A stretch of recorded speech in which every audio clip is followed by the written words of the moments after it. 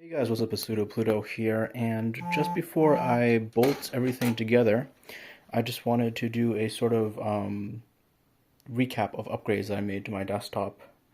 If you go early in my channel, I made this computer like a little bit more than a year ago, I think, and there has been some serious changes that I made, uh, and it's probably the end game for this computer before I move over to an AM5 system. But yeah, the first upgrade is to the GPU. I went from a 2060 Super to a 3060 Ti.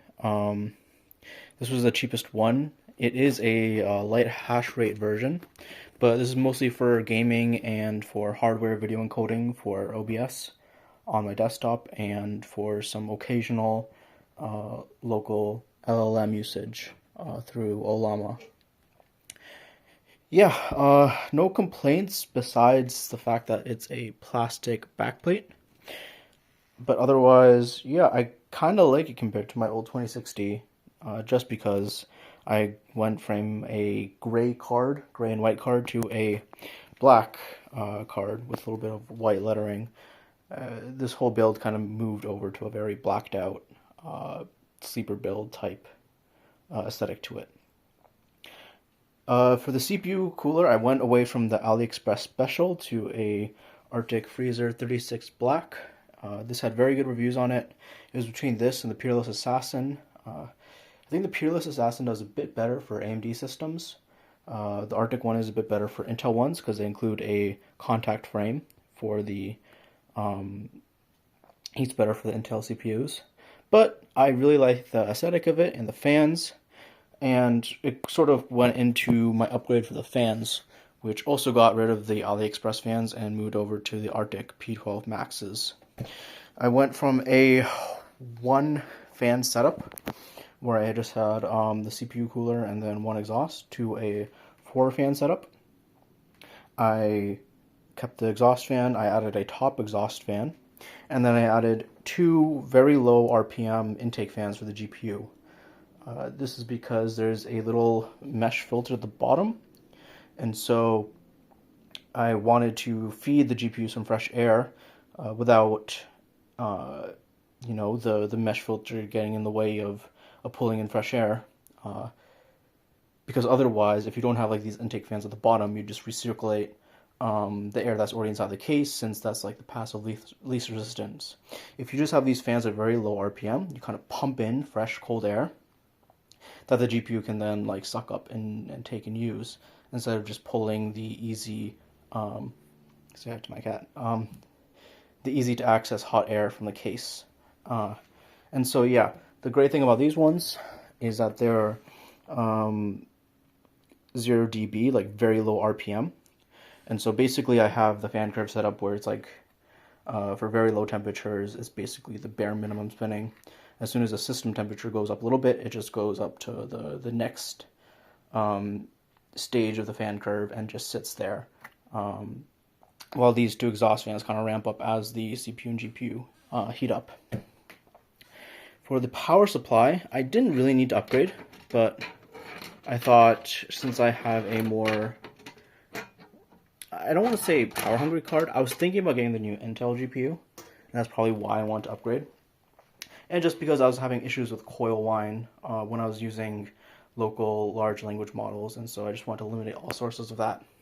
So I upgraded my EVGA 550 gold power supply to an EVGA 850 80 plus platinum power supply.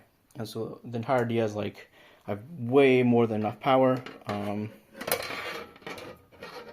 Just barely tax the power supply, hopefully keep fluctuations and causes of coil whine down.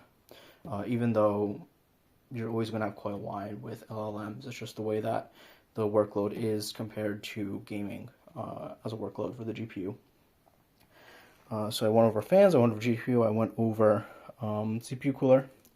The last upgrade, quote unquote, to sort of combat the coil whine, I got this super fancy Silverstone noise foam absorption pad. I could have just probably went with like any foam, but I thought if I'm going to do this, might as well like do it once and do it right.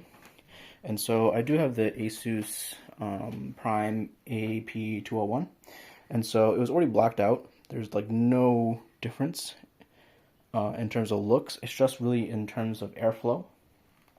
Instead of taking in air from the side, especially from the GPU, now it's just going to be like a full like front, bottom, and then back corner airflow instead of like just passively venting it through the side. And the idea with that is that the foam will absorb any of the coil line noises and any of the fan noises, and I will just have a very nice and quiet computer because I'm getting old and that stuff bothers me now apparently.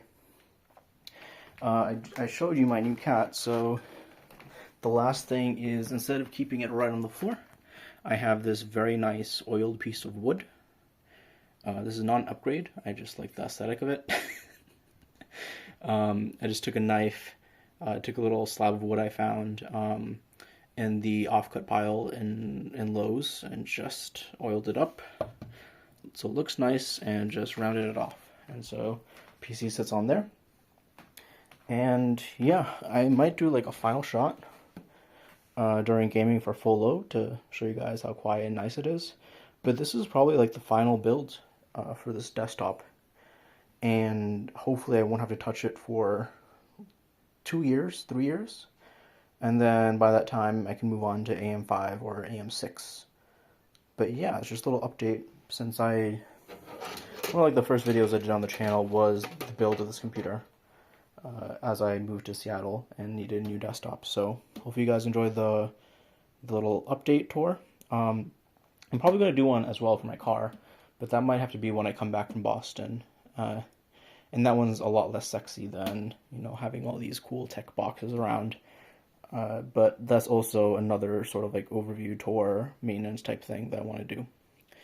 But regardless, hope you guys enjoyed this and hope you guys have a good holiday. See you guys later. Pseudopuda out.